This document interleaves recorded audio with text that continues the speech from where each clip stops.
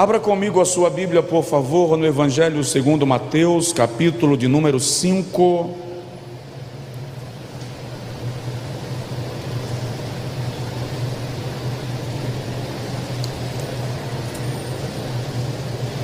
Evangelho segundo Mateus, capítulo de número 5.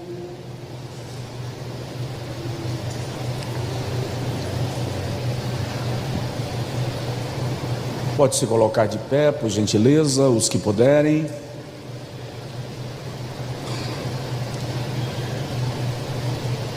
Versículos de números 13 ao versículo 16.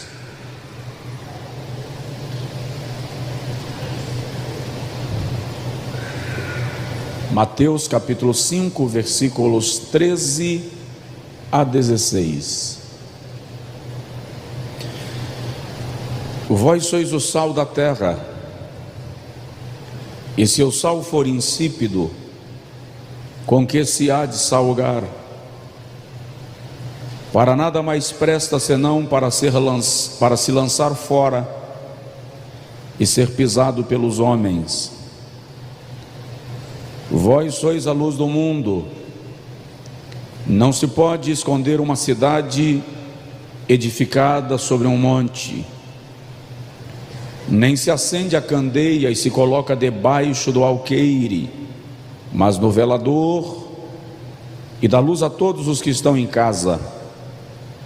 Assim resplandeça a vossa luz diante dos homens, para que vejam as vossas boas obras e glorifiquem a vosso Pai que está nos céus. Coloque assim a mão no coração e ore comigo. Bendito Deus e Pai, nós te agradecemos por esta noite muito especial. O que nos atrai aqui, Senhor, não é o lugar, porque a nossa casa é mais confortável. O que nos atrai aqui, Senhor, não é a comida, porque a nossa mesa, graças a Ti, está provida. O que nos atrai aqui, Senhor, é a Tua presença. O que nos atrai aqui é a certeza que o Senhor está neste lugar e vai falar com a gente. O que nos atrai aqui é a certeza que vida cristã também é relacionamento. É quando nos relacionamos uns com os outros, membros do corpo, que somos nutridos, fortalecidos e robustecidos em Ti. Fala conosco nesta noite, por amor de Jesus. Amém e amém. Pode sentar. Irmãos, semana passada eu falei aqui sobre vivendo acima do sistema mundano. E hoje eu quero iniciar uma série de mensagens aqui com os irmãos, aí ao longo de alguns dias, e nós vamos falar sobre ética e comportamento cristão. O que significa ser cristão? Ser seguidor de Jesus? Em que pesa? Como deve se conduzir aquele que se apresenta como cristão? O que a Bíblia nos ensina sobre estes aspectos? Jesus, nesse texto, está discorrendo no famoso Sermão da Montanha, que é considerado o mais célebre de todos os sermões da história. Grandes mentes pensantes pararam e selecionaram os 100 melhores sermões da história, e o da Montanha foi classificado como número 1 dentre todos. Nesse sermão, Jesus está nos ensinando sobre ética cristã. Em outras palavras, ele está dizendo: se você vai me seguir, esse aqui é o padrão de conduta, esse aqui é o padrão de vida. O discurso de Jesus ao longo desse texto, desses capítulos de Mateus, é um discurso voltado para aqueles que pretendem ser parte do reino de Deus. Eu já disse aos irmãos em algumas ocasiões diferentes que a Bíblia não é um livro romântico, a Bíblia não é uma novela, a Bíblia é um livro de legislação, é a legislação do reino de Deus. Jesus está dizendo: quem quiser entrar no meu reino precisa viver de acordo com a minha legislação, com isto aqui que eu estou ensinando para vocês.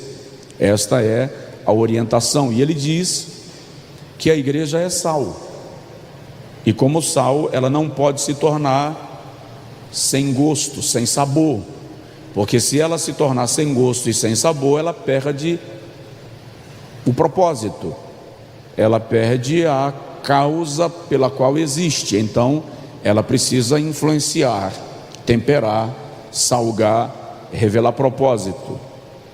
Depois Jesus diz: vocês são a luz do mundo. Eu falei disso aqui domingo na Santa Ceia. E como luz você é referência, você é foco, as pessoas estão te observando. É isso que Jesus está dizendo para nós. Eu tenho certeza, já falei isso aqui e tenho tanta certeza que vou repetir, que Jesus não pretendia que o cristianismo fosse uma religião, não no sentido religioso da palavra. Jesus pretendia que cristianismo fosse mais que isso, um estilo de vida, um jeito de viver, um padrão de vida, modus vivendi. As pessoas transformaram o cristianismo em denominações, igrejas e ministérios, mas o cristianismo é maior do que a minha denominação, o cristianismo é maior do que a igreja onde eu congrego, o cristianismo é maior do que o ministério que Deus me confiou. O cristianismo é o estilo de vida daqueles que decidiram seguir a Cristo, viver como Ele viveu. Um dia ele disse assim: se alguém quiser vir após mim. Por que vir após? Também falei disso domingo. Porque quem vem após repete o que ele realizou, é um imitador, é um reprodutor, repete os seus ensinos, os seus passos e os seus feitos. O Senhor trouxe ao meu coração falar um pouco sobre ética cristã, e vou ressaltar: a Casa Publicadora das Assembleias de Deus do Brasil lançou nesse trimestre uma lição de escola bíblica dominical com o tema Valores Cristãos, e vai tratando ao longo do trimestre sobre o comportamento cristão frente a algumas situações, desafios e temas muito polêmicos e desafiadores da nossa geração e da nossa era, visto que nós estamos vivendo numa era antropocêntrica, ou seja, prevalece hoje o conceito humanista de que o homem é o centro do mundo. Isto está sendo praticado não só na vida do dia a dia, na vida aí fora, no ambiente acadêmico, mas na igreja. As pregações são antropocêntricas, os louvores são humanistas, lamentavelmente. O que isso significa? O homem é o centro do culto, do cântico e da pregação. Se prega e se canta para agradar o homem, para massagear a necessidade do homem. Isso é mais do que um simples equívoco de pensamento. Isso é uma ideia, uma prática filosófica que está presente no mundo pós-moderno, que é o mundo no qual nós estamos vivendo. E dentro desse conceito e dentro desse contexto, Deus existe em função do homem e não o homem em função de Deus. E isso é um grande erro teológico, porque Deus é o centro, Deus é a causa, Deus é o propósito, Ele é o princípio e o fim, o primeiro e o derradeiro, o primeiro e o último. Antes que existisse qualquer coisa, Deus já estava lá. E quando todas as coisas passarem, Deus continuará no mesmo lugar, poderoso, infinito, inabalável, eterno, majestoso, grandioso, porque Ele é Deus. E a igreja vai caminhando nessa mesma tendência de ignorar Deus como centro, foco e razão, e começamos a querer que Deus atenda a todos os nossos caprichos, pedidos e regras, quando na verdade nós somos resultado da sua criação. Paulo diz que nós somos feituras de Deus, obras das suas mãos. Amém? Tem um provérbio muito comum que diz: Deus sem você é Deus, e você sem Deus é nada. Então Jesus está discorrendo aqui sobre ética cristã, o padrão de vida para quem pretende segui-lo. Antes de falar um pouco sobre isso, porque hoje eu vou fazer uma introdução dessa temática, e por isso eu devo ser um pouco mais didático, para você entender o conceito do que nós vamos estudar esses dias. Eu estou falando de culto de doutrina, na essência. As nossas próximas semanas vai ser culto de doutrina assim, na essência bleiana da palavra, tá? Então não estranha não. Então, o que é ética? Do grego ethos, que dá a ideia de hábito, costume, regra, normativas, padrão de conduta. O termo é correlato do latim mos, que dá origem à palavra moral. Eu disse que o termo é correlato, não sinônimo, porque ética, ou a ética, filosoficamente trata dos fundamentos do padrão de comportamento de uma sociedade, de uma cultura, de uma geração, de um povo. Então, ética são os pilares que fundamentam as normas, hábitos e comportamentos de um povo, de uma cultura ou de uma época. Moral é a maneira como o indivíduo age em relação ao que é ético. Em outras palavras, a ética é coletiva, é o que nós como povo defendemos como padrão de conduta, modo de vida e comportamento. Então a ética é coletiva, a moral é individual, porque a moral se diz respeito à forma como eu lido com aquilo que é ético para o meu povo. E é importante ter em mente, dentro dessa perspectiva, que o mundo pós-moderno, o povo da nossa era, está vivendo uma ética que está abalizada, que está fundamentada, que está alicerçada no discurso de Aristóteles, filósofo grego, que defendia que cada um tem o direito de ter a sua ética própria e decidir por si mesmo o que é certo ou errado para si, de acordo com as circunstâncias que o tal estiver vivendo. Para Platão, a ética não podia ser individual. A ética que guiava a vida de um era para todo o povo. Para Aristóteles não, cada um tem a sua ética e faz aquilo que pessoalmente julga certo ou errado, bom ou ruim, para si, sem se preocupar necessariamente com quem está em torno, dependendo das circunstâncias que lhe favorecem. O mundo está vivendo hoje a ética aristotélica, ou seja, eu faço aquilo que é bom para mim, sem me importar com quem está em torno, desde que me faça bem, de acordo com a circunstância que eu estou vivendo. É um mundo lamentavelmente egoísta. Daí, filho mata pai, pai mata filho, filhos não honram mais os pais, alunos já não honram professores, e assim por diante, porque o que importa é que eu esteja bem, o resto que se dane. A igreja do Senhor, a noiva do Cordeiro, a lavoura de Deus, a coluna e firmeza da verdade, não pode viver de acordo com esse padrão de conduta, porque a igreja é guiada pela ética bíblica. Presta atenção: certo e errado não é o que a minha cabeça diz que é certo ou errado.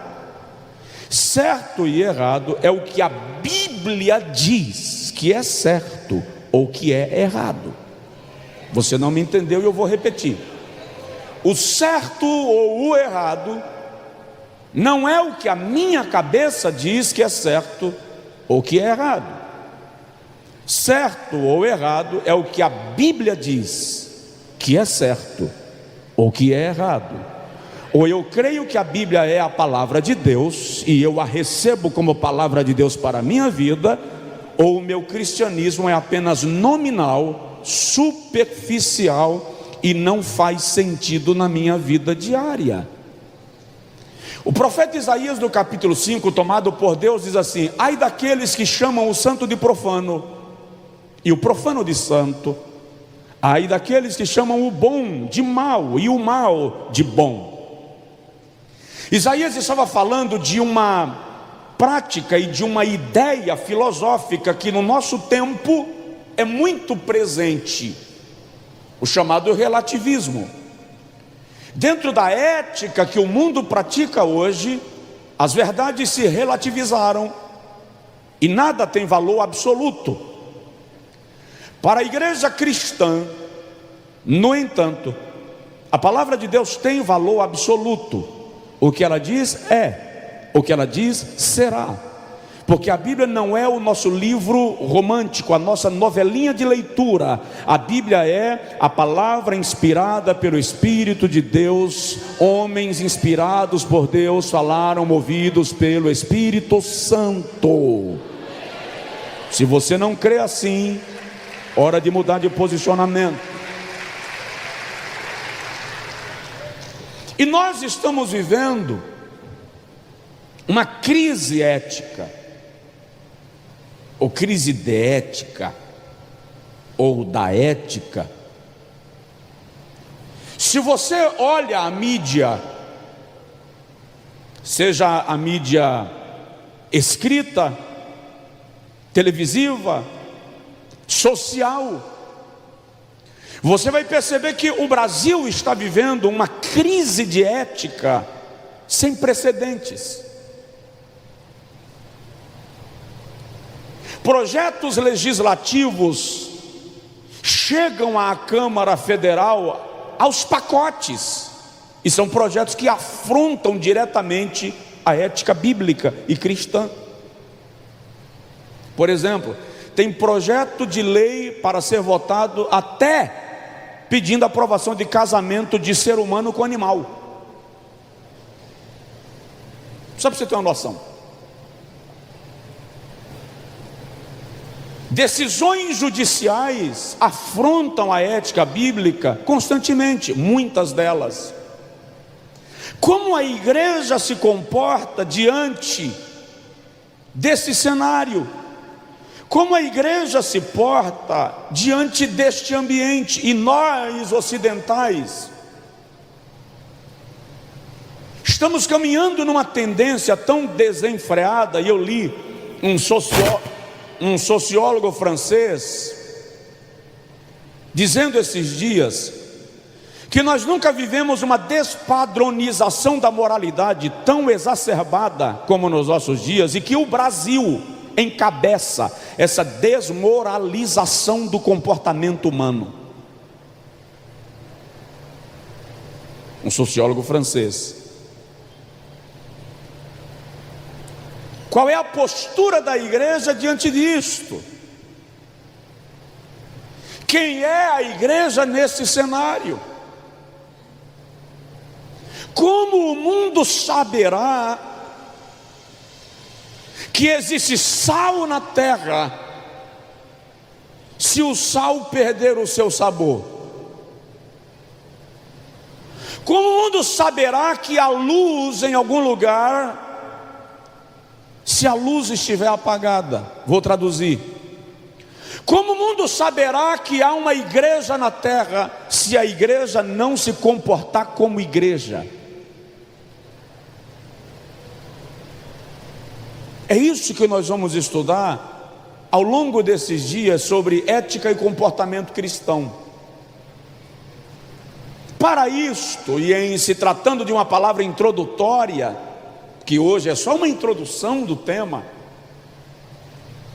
eu quero observar com você como a Bíblia nos apresenta pilares, padrão de comportamento ético para aqueles que representam Deus, para aqueles que se dizem servos do Altíssimo. Eu e você precisamos entender que o conceito de pecado para Deus não muda com o tempo. Isso aqui, quando eu era criança, era pecado, agora não é mais, não é porque nunca foi. Aquilo que era pecado e não é mais é porque nunca foi. Ou você se tornou desobediente e resolveu pecar, desconstruindo o conceito bíblico. Se eu folhear a Bíblia, vai observar que o que Deus chama de pecado para um homem, também é pecado para uma mulher. O que é pecado para uma criança, para um adulto, também é pecado para uma criança. Pecado é pecado. Por exemplo, em Ezequiel capítulo 9, versículo 6, o Senhor diz assim: Ezequiel tem uma visão, na visão ele vê alguns homens armados entrando em Jerusalém, e o Senhor diz aos homens armados: matai homens e mulheres, velhos e crianças, não deixai vivos a ninguém, somente aqueles que estão marcados com tinta no meu altar. Por que o Senhor está mandando eliminar velhos e crianças, homens e mulheres, na visão de Ezequiel?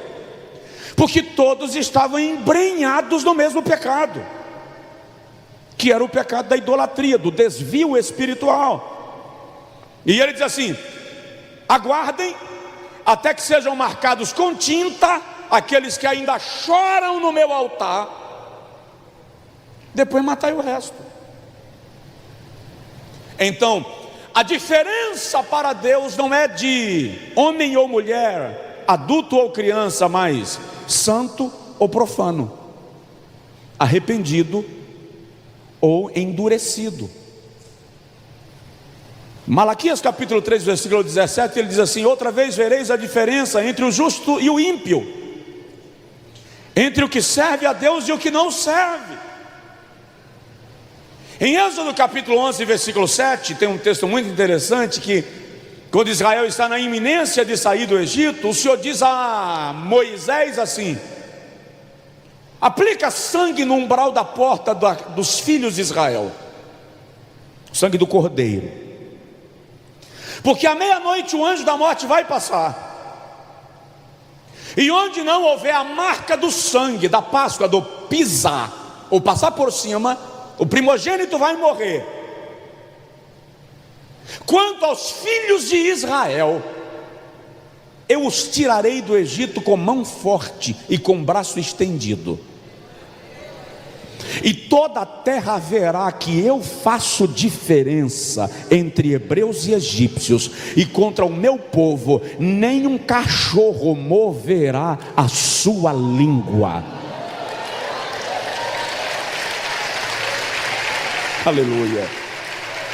Então, há uma diferença clara no texto entre quem serve a Deus e quem não serve. Então vamos garimpar um pouco de ética na Bíblia para essa compreensão do assunto, compreensão geral do assunto.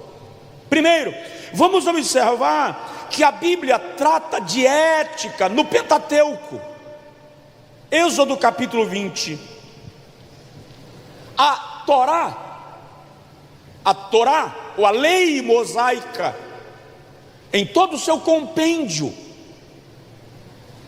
trata de ética, de conduta, de comportamento. Mas vamos observar no capítulo 20 do Êxodo assim: o Senhor falou a Moisés todas essas palavras, dizendo: eu sou o Senhor teu Deus, que te tirei da terra do Egito, da casa da servidão. Não terás outros deuses diante de mim. Não farás para ti imagem de escultura, nem alguma semelhança do que há em cima nos céus, nem embaixo na terra, nem nas águas debaixo da terra. não te curvarás a elas nem as servirás, porque eu, o Senhor teu Deus, sou Deus zeloso, que visito a iniquidade dos pais dos filhos, até a terceira e a quarta geração daqueles que me odeiam, e faço misericórdia a milhares dos que me amam e aos que guardam os meus mandamentos. Não tomarás o nome do Senhor teu Deus em vão, porque o Senhor não terá por inocente o que tomar o seu nome em vão. E aí o texto discorre dentro do decálogo da lei moral, da lei mosaica. Se você ler os 10 mandamentos, vai perceber que os 4 primeiros mandamentos estão relacionados ao nosso dever para com Deus. Os 4 primeiros mandamentos tratam da nossa relação com Deus. Sua Bíblia está aberta? Primeiro, o Senhor exige adoração exclusiva. Não terás outros deuses diante de mim. Ele está dizendo: não vou disputar o meu lugar com ninguém, eu sou único. Segundo, ele está condenando a idolatria. Não farás para ti imagem de escultura. Não invente simbologias de Deus, personificações de Deus. Ei, o Senhor está dizendo assim: não desenhe uma ideia de Deus. Aliás, eu ouvi um pensamento essa semana, Fernando Pessoa: Deus não é uma ideia é a ideia que eu tenho de Deus. Então, quando ele diz assim, não farás para ti imagem de escultura, ele está dizendo, não faça para você uma ideia de Deus, porque eu não sou uma ideia, eu sou uma pessoa que quer se relacionar com você. Então não terás imagens de escultura. Terceiro mandamento, o Senhor está dizendo para Israel do cuidado com a honra do seu nome. Não tomarás o nome do Senhor teu Deus em vão. Isso aqui ele está ensinando comportamento, ética, postura. Honre o meu nome, não blefe, não o transforme em algo qualquer, invoque o meu nome para adorar. Eu estava conversando com um judeu, o guia que me conduziu em Israel. Ele disse: pastor, no contexto judaico do Antigo Testamento, a oração não foi criada para pedir. Pedir as coisas a Deus era considerada pelos antigos judeus tomar o nome dele em vão. Oração foi feita para se relacionar com ele. Então o judeu não orava para pedir. Ele diz assim: quando nós queremos alguma coisa, nós trabalhamos e confiamos que o Deus de Abraão nos ajudará a alcançar. A oração não é para a gente pedir coisas, a oração é para a gente manter o contato com o Deus do nosso pai Abraão. Ei, cristão, estamos longe, não estamos? Olha para mim, estamos longe, não estamos? Nossa oração é para pedir. E a oração do judeu no Antigo Testamento não é para tomar o nome de Deus em função de coisas materiais. Isso é tomar o nome de Deus em vão. É para tomar o nome de Deus em função de relacionamento, de comunhão, de aproximação, de intimidade. Dá uma provocadinha no seu vizinho, dá um tapinha assim, bem de leve no ombro e fala assim: Deus está esperando você para relacionamento.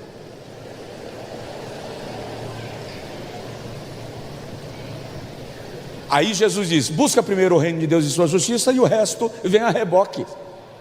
Ou seja, dentro desse conceito que eles têm, Quando você mantém um relacionamento com Deus, você não precisa apresentar a Ele um catálogo, porque você é amigo dEle, Ele é seu amigo. Então Ele está vendo o que você precisa, e Ele começa a provocar e fazer acontecer em seu favor, porque Ele é Deus que honra os seus amigos.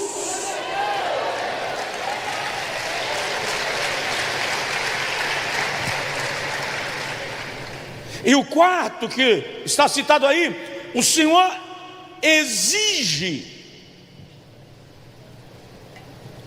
sacralidade do tempo.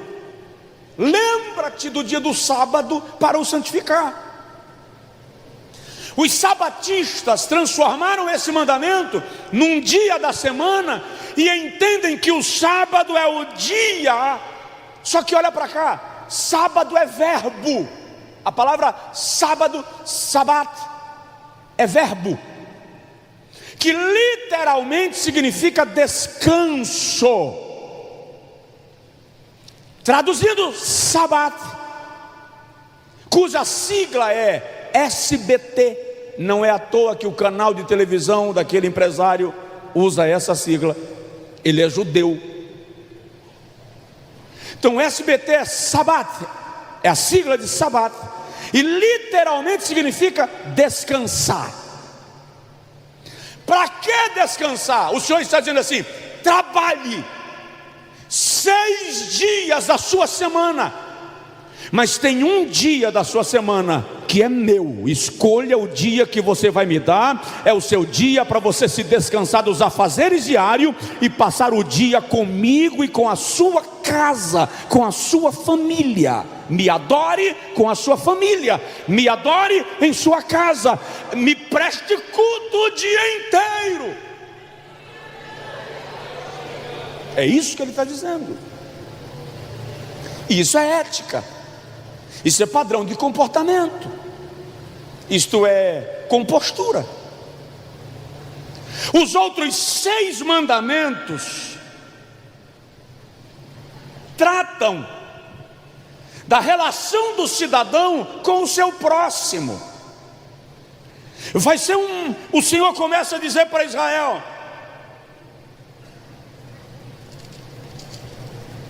honra teu pai e tua mãe. Isso é ética. Não matarás, não adulterarás, não furtarás, não dirás falso testemunho, não cobiçarás o que é do teu próximo, nem a mulher, nem o servo, nem a serva, nem o boi, nem o jumento, nem o carro, nem a casa. Isso aqui é a relação do cidadão com o próximo. Isso é ética no Pentateuco. Se você estiver anotando, você vai perceber que a lei mosaica, e eu já disse isso aqui, era composta de 613 mandamentos. Quantos? Desculpa, não ouvi. Quantos? 613. Anota isso. 248 mandamentos eram chamados de mandamentos positivos. Por que 248? Correspondia ao número de órgãos do corpo humano, segundo a medicina legal da época. E os mandamentos positivos tratavam daquelas obrigações do cidadão, aquilo que ele era obrigado a cumprir para guardar a lei. Os outros mandamentos, 365, e correspondia aos dias do ano, eram chamados de mandamentos negativos, aquilo que era terminantemente proibido fazer. Esses 613 mandamentos que compõem a lei mosaica estavam divididos em 3 códigos: código moral, código civil e código cerimonial. Estamos falando de ética e comportamento cristão. O código moral ditava tratava sobre a relação do cidadão para com o seu próximo, como eu respeito o direito do outro, como eu me relaciono com o espaço do outro. O Código Civil tratava da obrigação do indivíduo para com o Estado. Qual é o meu dever com a minha nação? E o Código Cerimonial, que tratava da relação do indivíduo com Deus, o culto, a adoração, as ofertas, as festas sagradas de Israel. Tudo isso era a composição da lei mosaica, está na Torá, é o Pentateuco, e isso é ética, ou padrão de comportamento que o Senhor estabelece para o seu povo. No Novo Testamento, quando alguém pergunta para Jesus qual é o maior mandamento, Jesus pega os 613 mandamentos, faz um pacote e diz: a lei se resume em 2 mandamentos. Mateus 22, 35 a 37. Quais 2?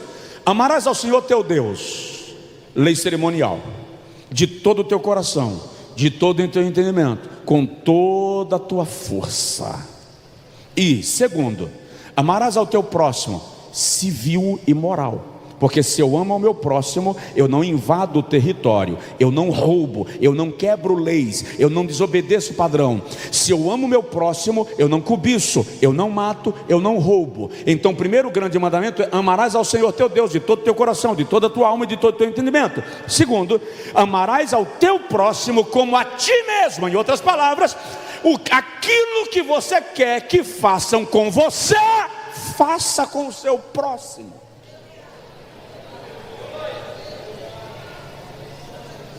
Tem alguém na casa? Senta, creche. Isso, coisa linda. Ética cristã no Pentateuco. Vamos lá, vamos aprender um pouco sobre ética. O que a Bíblia nos ensina sobre ética nos profetas. Depois dessa série de mensagens,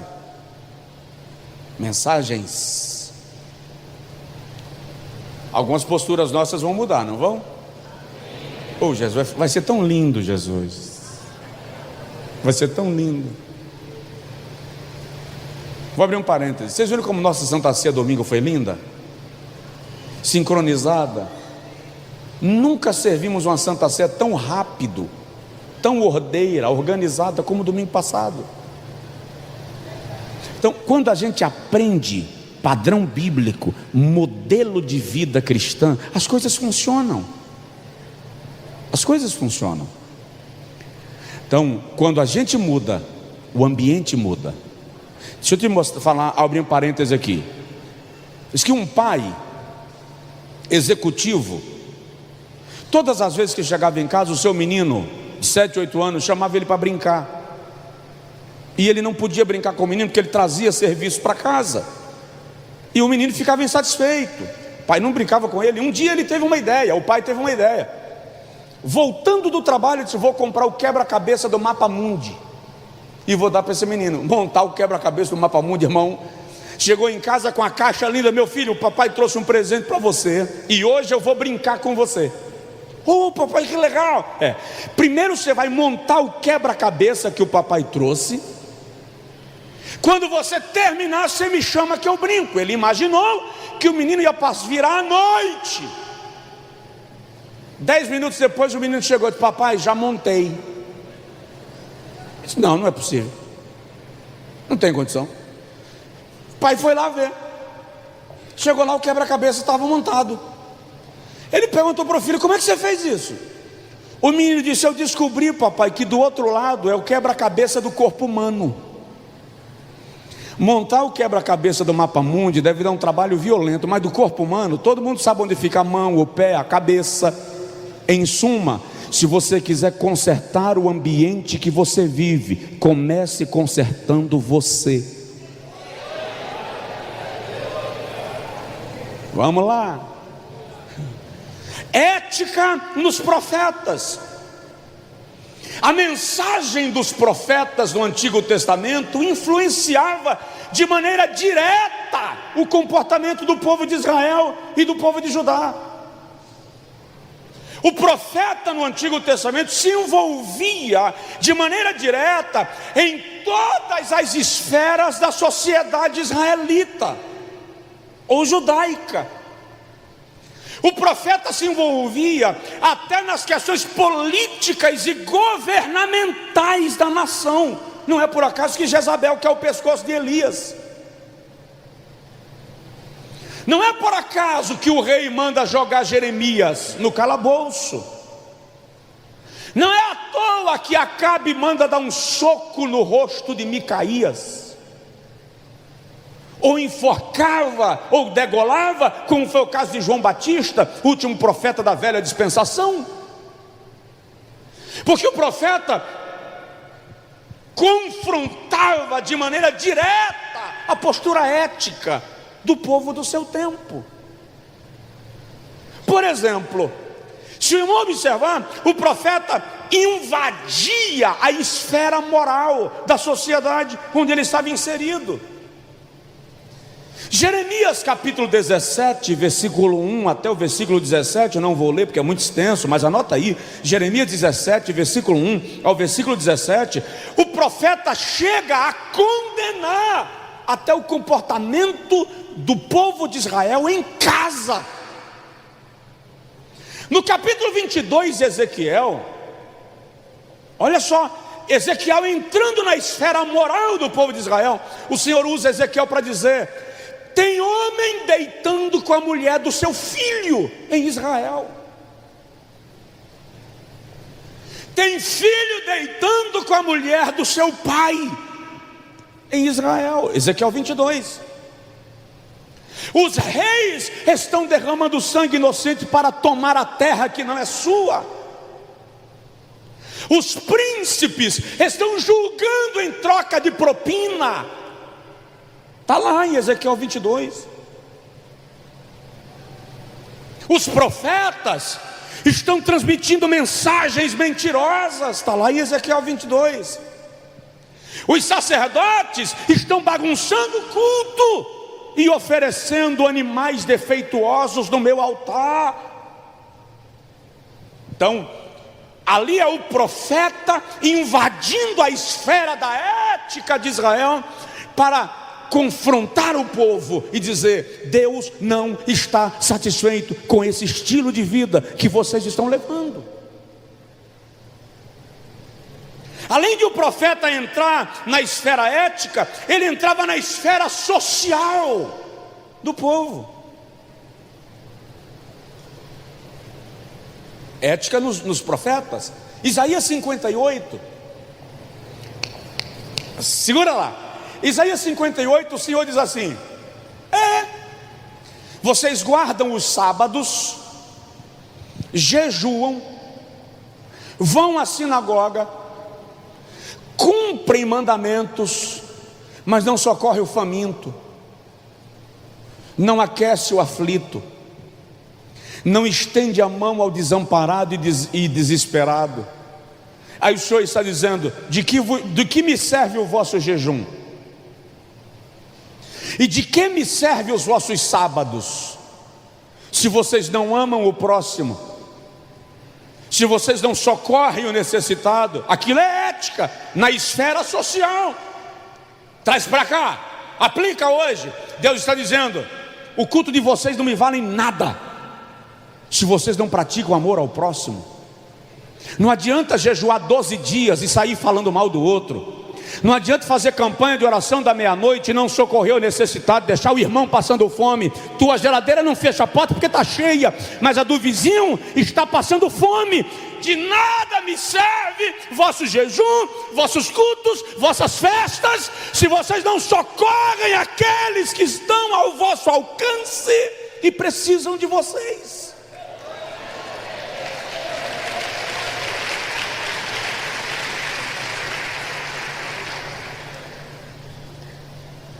É a ética na esfera social no tempo dos profetas, e os profetas se envolviam na esfera espiritual de Israel. Eles condenavam o culto, quando o culto estava deturpado, quando havia desvio no templo. O profeta se envolvia. Leia Joel 2.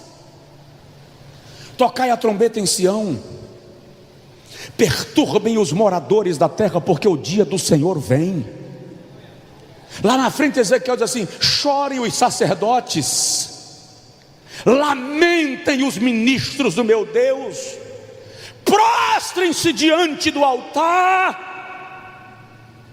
e clamem, dizendo: poupa o teu povo, ó Senhor. Aquilo é Joel dizendo aos líderes de Judá que só haveria arrependimento na nação se houvesse arrependimento na liderança. Dá para ir mais um pouquinho? Tudo bem aí? O caldo já foi mais grosso alguma vez na vida, não já?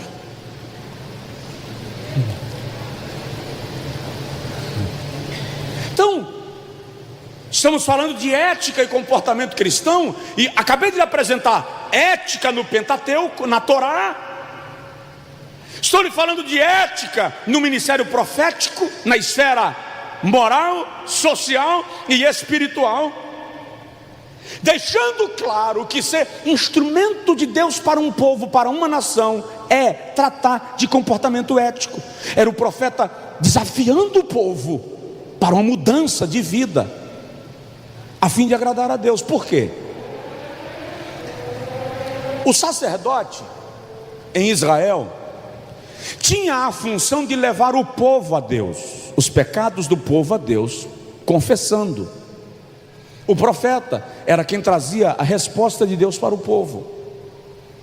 Então a missão dos líderes espirituais de Israel, que também eram chamados de ungidos do Senhor, era interceder pelo povo e também repreender o povo. O conceito de liderança hoje é o conceito de CEO, executivo de Deus. Nós não somos executivos espirituais. Liderança espiritual é compromisso profético, é obrigação do ensino bíblico. E o ensino bíblico não para a satisfação do povo ou de quem ministra, mas para atender a perspectiva e o princípio, o padrão de Deus. Irmão, presta atenção no que eu vou te dizer. Culto de doutrina, escola bíblica é tão importante. Ensino bíblico, como você está recebendo hoje à noite aqui, é tão importante que ele muda a tua vida financeira, a tua vida espiritual e tua vida emocional. Muda. Está escrito em Joel 2:22 assim: eu vos enviarei ensinador de justiça. Está escrito: eu vos enviarei ensinador de justiça, e com ele a chuva a seu tempo, a temporã e a serôdia. Presta atenção, o resultado de um ensino equilibrado é a regularização das estações. E as eiras se encherão de trigo, bênçãos materiais, e os lagares de mosto, bênçãos emocionais, e de azeite, bênçãos espirituais, e os pastos reverdecerão, e a árvore dará o seu fruto no tempo próprio, e vos restituirei os anos que foram consumidos pela crise, e comereis abundantemente e vos fartareis, porque eu, o Senhor, estou no meio de vós, e o meu povo nunca mais será envergonhado. Isso é resultado da palavra, do ensino da palavra. Aleluia. Então a missão do profeta não era apenas estimular o povo, mas confrontar quando o povo estava quebrando regras da ética espiritual. Diga amém.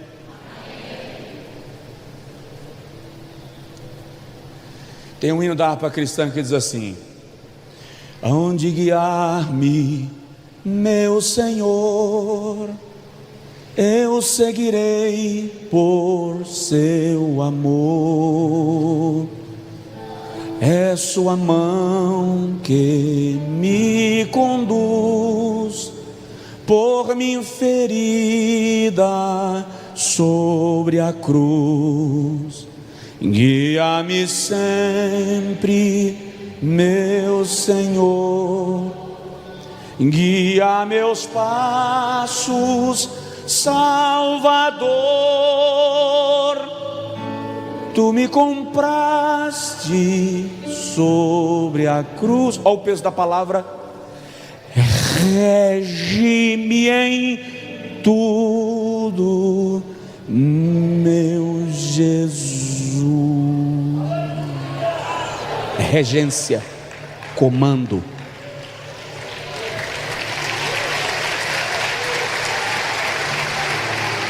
Vamos lá, já estou terminando. Ética nos evangelhos. O evangelho de Jesus Cristo nos ensina padrão ético. Ao longo dessas séries de mensagens de ética e comportamento cristão, eu vou falar um dia aqui sobre ética postural. No Mais Jesus Intimidade a gente tem essa disciplina. Pastor Evandro Júnior é quem fala normalmente desse assunto. Jesus é tão ético que ele diz assim: quando você chegar no ambiente onde você foi convidado, não te assenta nos primeiros lugares, te assenta nos últimos. Pode ser que chegue alguém que seja mais importante do que tu, e tu sejas convidado a se levantar daquela cadeira, sentar na cadeira de trás, para que um outro que exerce autoridade maior que a tua se assente no teu lugar. Então, pelo contrário, te assenta no último lugar, que te será honroso ser chamado para a frente, o quanto te será desonroso ser mandado para trás. Isso é ética. No Evangelho, ou nos Evangelhos, Jesus nos ensina sobre arrependimento, renúncia do pecado, esmolas, dinheiro, jejum, oração, divórcio, casamento, adultério, perdão. Jesus ensina até sobre relacionamento com Deus para receber o que se espera dele. Esse é o Sermão da Montanha. Os evangelhos são códigos de ética. É Jesus dizendo: você vai me seguir. Você vai me seguir. Você é cristão? Quem é cristão? Arriba a mão. Jesus está dizendo: então, tudo que eu digo nos evangelhos é o que eu quero que você faça, é o seu comportamento. E olha, eu já pedi a eles, a todos eles, uma ajuda, e nenhum deles me deu. E eu já pedi em todas as nossas congregações uma ajuda aos nossos pastores, e eles não me deram. Eu estou há 3 anos tentando desenvolver uma mensagem e eu não consegui, pedi a eles para me ajudar, e eu acho que eles também não conseguiram. O tema da mensagem é: lutando para ser servo inútil. Porque Jesus diz assim: depois que vocês fizerem tudo que eu vos mandei, ainda se considerem servos inúteis. Eu estou lutando para fazer tudo o que Ele mandou, para eu ser digno do título de servo inútil. Por isso que eu pedi para eles me ajudarem a fazer esse esboço. Eles não conseguiram. Eu não consegui. As enciclopédias não ajudam. Por quê? Porque só dá para conseguir isso vivendo o Cristo e o cristianismo todo dia, toda hora, cada hora, o tempo inteiro, até chegar na glória.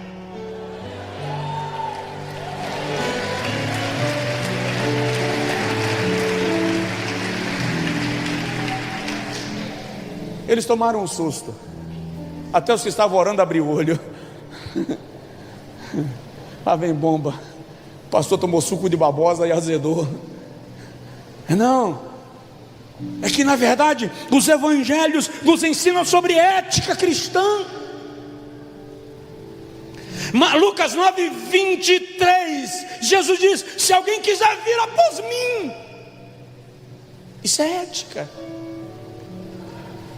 Lucas 9:62, olha o que Jesus diz em 9:62 de Lucas: ninguém que lança a mão do arado e olha para trás.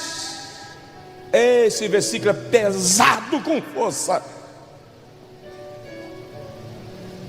Ninguém que lança a mão do arado e olha para trás é digno do reino de Deus. Você que está pensando em desviar, vou abandonar a igreja, pastor, porque eu não aguento mais de tanta provação. Quando eu não era crente, tudo dava certo. Agora que eu aceitei Jesus como Salvador, é tanta luta na vida. Ninguém que lança a mão do arado e olha para trás é digno do reino de Deus. Diz aí para o seu vizinho assim: a marcha ré quebrou.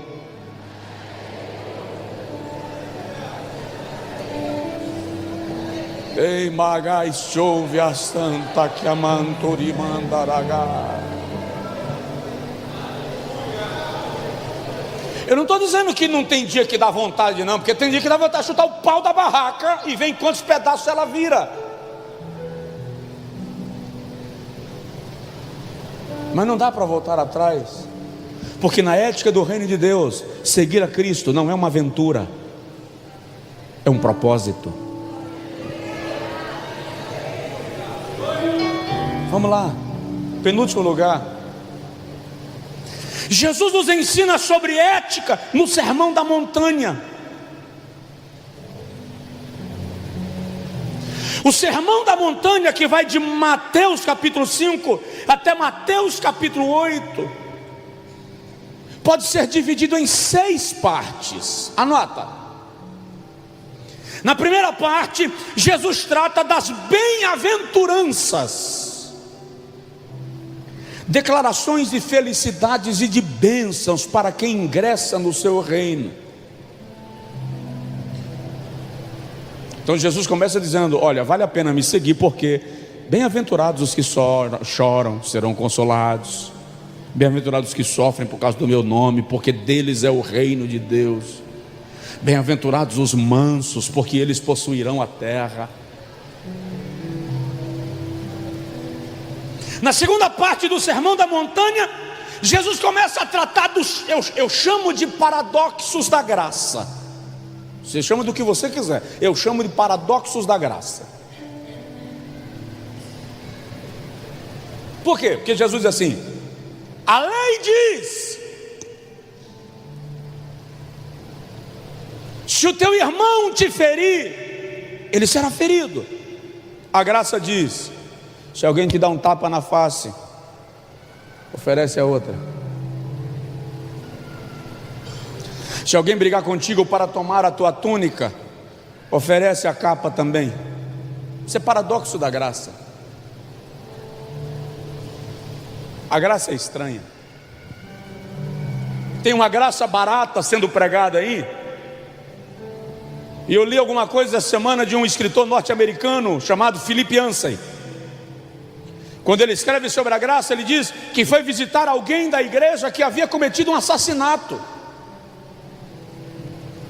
E quando ele chegou na cela para visitar o irmão que cometera o assassinato, ele disse: mas irmão, por que você fez isso? O irmão disse: porque eu estou na dispensação da graça. É só confessar que Jesus me perdoa. As pessoas estão, e aliás, há uma tendência filosófica na nossa geração, que chamam de teológica, que é a tendência de baratear a graça, bagunça, que a graça resolve. Só que graça não é proteção para pecar em segurança. Graça é capacidade divina para superar o ambiente hostil, o ambiente de pecado. Isso é graça. Então a segunda parte do Sermão da Montanha, falando da ética de Jesus, eu chamo de paradoxos da graça. Depois Jesus vem trazendo algumas admoestações éticas para os seus ouvintes. Como você se comporta no reino de Deus? Como você age com o teu inimigo? Como você reage diante de uma abordagem ruim? A quarta parte do ministério ou do Sermão do Monte é quando Jesus faz o contraste entre os seus ensinos e os ensinos dos fariseus. Jesus começa a dizer: ei, no meu reino você não vive como na religião, porque no meu reino o que prevalece é a vontade do Pai. No meu reino, aquele que ouve a minha palavra e pratica é semelhante àquele que construiu a sua casa numa rocha. O que ouve a minha palavra e não pratica é o que constrói a casa sobre uma areia. E isso é lindo, porque Jesus diz assim: e vieram os ventos, e os rios, e as enchentes, e atacaram a casa. E não atacou só aquele que foi construído na areia, atacou também aquele que foi construído sobre a rocha. Significa dizer que as adversidades da vida são para todos, para os fiéis e para os infiéis. A diferença é que aquele que construiu a casa sobre a areia, a casa ruiu e desmoronou. Mas aquele que construiu a casa sobre a rocha, passou o vento, passou o rio e passou a tempestade, e a casa estava firmada, porque foi edificada sobre uma rocha. Dá para dar um glória a Deus e aleluia!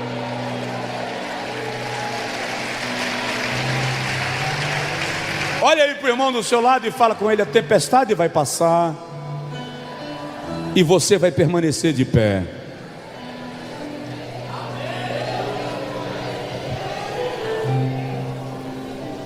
A quinta parte do Sermão da Montanha trata da importância de colocar em prática aquilo que você está ouvindo, para não ser caracterizado como ouvinte esquecido. É a ética de Jesus do Sermão do Monte.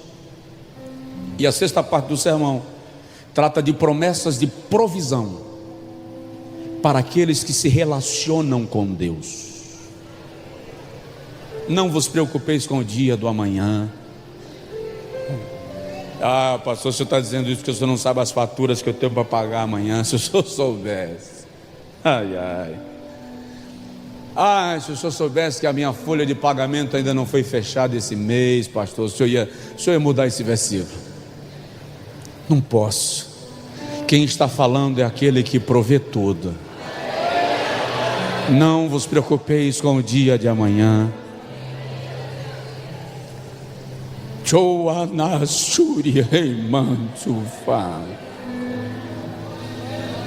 Nem com o que haveis de comer,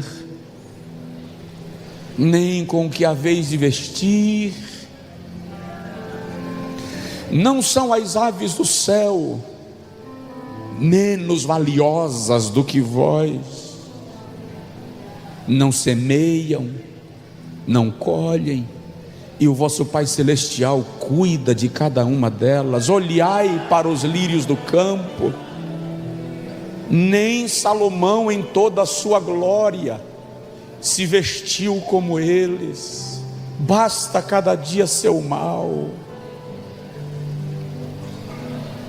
Buscai primeiro o reino de Deus e a sua justiça, e todas estas coisas vos serão acrescentadas. Ei,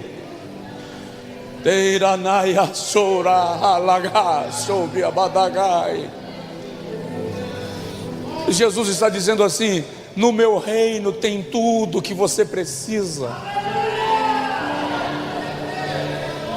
No meu reino tem tudo o que a sua alma clama. Busque o meu reino. O irmão do filho pródigo diz assim: meu pai, eu nunca te abandonei, nunca saí de casa, e você nunca me deu um cordeiro para festejar com os amigos. Agora vem esse teu filho que gastou tudo com as prostitutas, e você dá um cordeiro para ele. O pai disse assim: filho, dissesses bem, você estava aqui em casa, e tudo que eu tenho é teu. O que Jesus estava dizendo ali era: se você não desfrutou do cordeiro, não é porque eu não te dei, é porque você não conhece o seu direito. E quando você não conhece o seu direito, você não desfruta dele. Ei, no reino de Deus você tem direitos. As portas do rei estão abertas para você.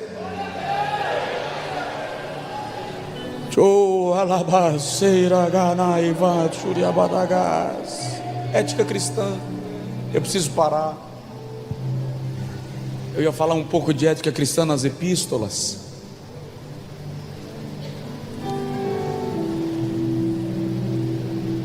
Por exemplo,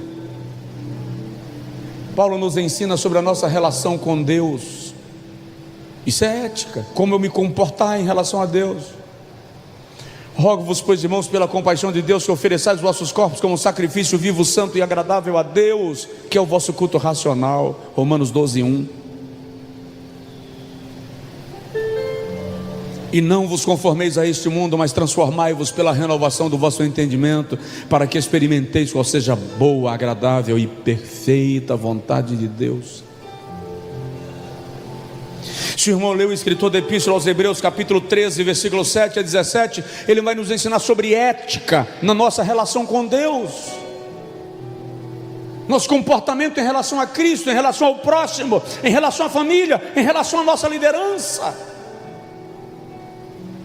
Paulo nos ensina sobre ética cristã no que tange aos nossos deveres como cidadãos de uma pátria.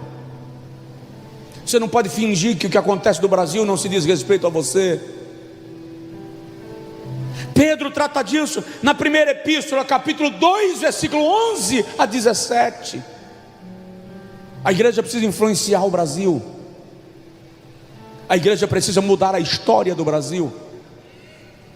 A igreja precisa mudar o cenário do Brasil. Isso será feito através da igreja. Como? A igreja precisa se comportar dentro do padrão de ética cristã e espiritual. Agora, como é que eu vou influenciar na minha empresa, se eu estou fazendo parte daquele grupinho que está roubando a empresa e saqueando o meu patrão? Como? Como eu vou influenciar na minha empresa se eu faço parte daquele grupo que leva atestado falso para não trabalhar? Se eu não compro horário, se eu não desenvolvo as minhas atividades? Ei, a mudança tem que começar em casa. Se eu quero que esse país mude, a mudança tem que começar na igreja. Nós temos que mudar, se nós quisermos mudar alguma coisa. A Bíblia nos ensina sobre ética cristã na relação com o próximo. Não julga. Paulo bate com força em Romanos 14, quando ele diz assim: quem és tu que julgas o servo alheio? Quem come, não condene quem não come. Quem não come, não julgue o que come, porque nenhum de vós vive para si ou morre para si, porque sois de Deus, nele vivemos e existimos. Isso é ética cristã em relação com o próximo. Sabe quando a irmã entra na porta da igreja que você já olha e faz assim: olha, ó. Quebrou o padrão ético cristão. Quando o colega vai pregar e você fica de lá, eu vou fazer agora um gesto de menino, tá?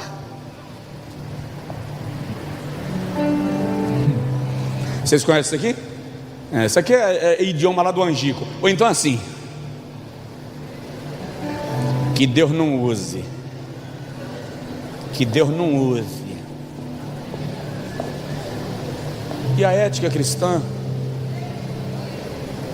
é ficar de cá. Usa, Jesus, usa. Eu dou graças a Deus, porque o Senhor, de maneira muito linda, ajuda meu coração. Quando eu vejo alguém pregando, eu estou dali assim: usa, Jesus, bota para arrebentar. Usa ele, Jesus, usa ele, vira tudo, Jesus. Eu não tenho problema nenhum em ver Deus usar alguém aqui.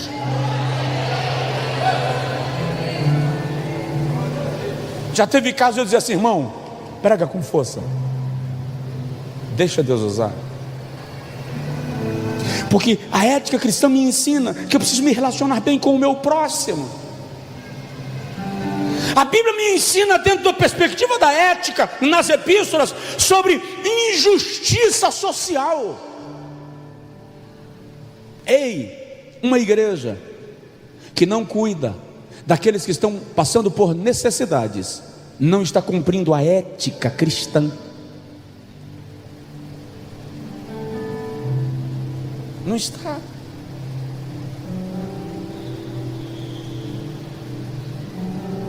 A Bíblia nos ensina nas epístolas de ética cristã sobre pureza sexual, sobre como lidar e usar a língua, sobre o que eu penso do meu próximo. Isso é ética. Porque quem não fala, mas pensa, quebrou o princípio bíblico do amor. Eu vou terminar. Tem algumas semanas à frente para a gente aprender algumas coisas. Hoje, na sua oração da meia-noite, deixa eu confirmar o texto aqui para você ler sobre ética. Primeira carta aos Coríntios. Deixa eu ver o capítulo 10.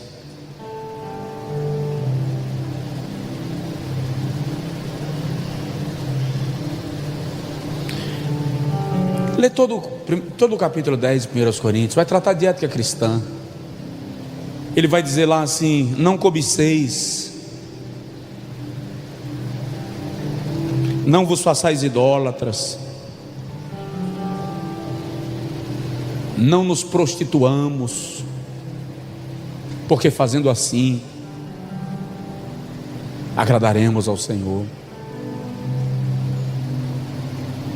O mundo precisa saber que eu e você somos servos de Deus pelo nosso jeito de viver, pelos nossos negócios. Eu ainda sonho ver o empresário chegar na minha porta e dizer assim: pastor, eu quero contratar funcionários para minha empresa, cristãos, porque eu sei que eles não vão me dar prejuízo, não vão me lesar, não vão me roubar. Porque essa ética que o mundo está vivendo está fazendo o crente roubar o patrão, faltar no serviço, explorar. Conheço ricos que têm medo da igreja, porque nas igrejas que foram explorados.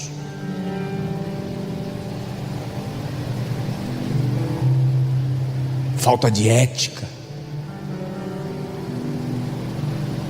Não é isso que Jesus nos ensina. O que Jesus nos ensina é que nós somos membros de um só corpo, filho de um só Pai, e vamos para o céu que Ele nos prometeu. Fica de pé, por favor.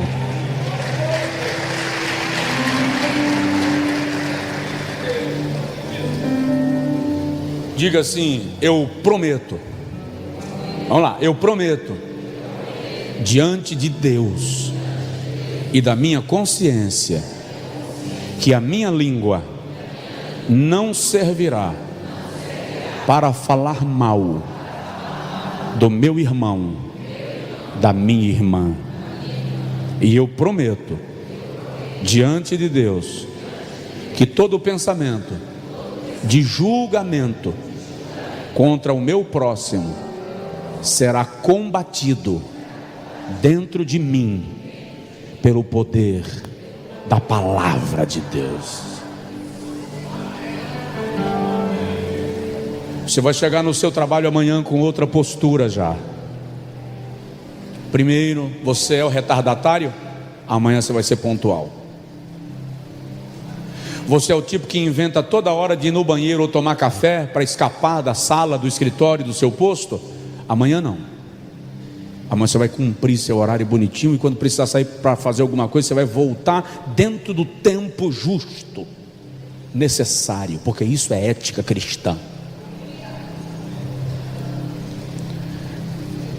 Segurava o troquinho do cliente para no final do dia dar sobra de caixa e você ter um adendo na sua comissão? Não. De amanhã em diante, o troco é para ser devolvido, porque aquilo que vem como maldição para a sua vida não se tornará bênção. Deus não precisa que você tome de alguém para você ser abençoado. Ele multiplicará na tua mão aquilo que Ele te deu. A partir de amanhã, se você é do tipo que viaja pela empresa, gasta 20 no almoço do restaurante, pede uma nota de 40, de amanhã em diante, se você fizer isso, olha para mim, você está desviado. E se Jesus voltar, você vai para o inferno, porque você está roubando.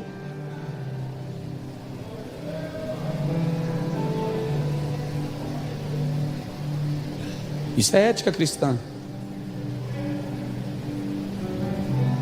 O mundo vai ter que olhar para nós e ver brilho da glória de Deus em nós. Satanás e sua capetaiada toda vai ter que olhar para você, e quando você sai, o diabo vai dizer: vaza, abre caminho, deixa ele passar, porque ele tem a marca de Cristo, se comporta como servo de Deus. Uma ordem virá do céu ao teu respeito. Uma ordem virá de Deus ao teu respeito. Demônios terão que fazer continência. Teu patrão e teus colegas vão reconhecer algo diferente em você, porque você é representante legal do reino de Deus.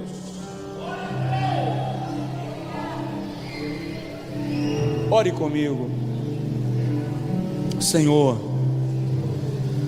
aplica a tua palavra em nosso coração, Senhor.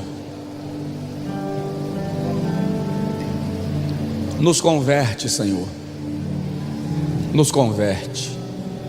Nos liberta da cultura do jeitinho. Nos liberta da cultura do arranjo, do bem bolado, do armengue. Nos liberta. Faz da tua igreja, Senhor, coluna e firmeza.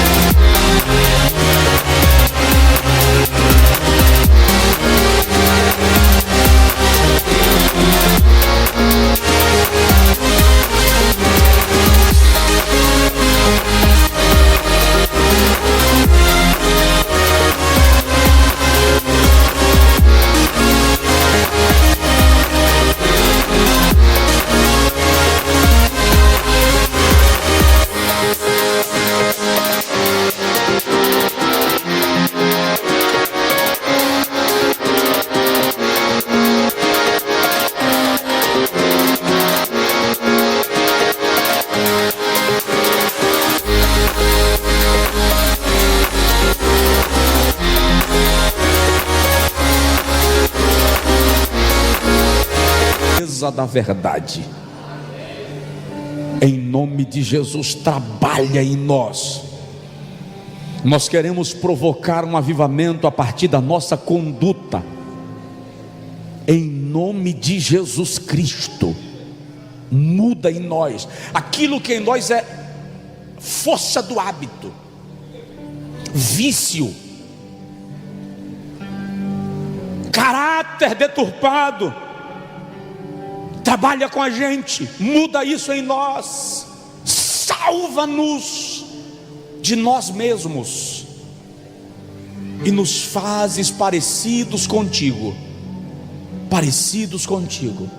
onde a gente chegar, Senhor, o mundo olhe para nós e veja que em nós há uma semelhança com o Filho de Deus, em nome de Jesus, em nome de Jesus, em nome de Jesus.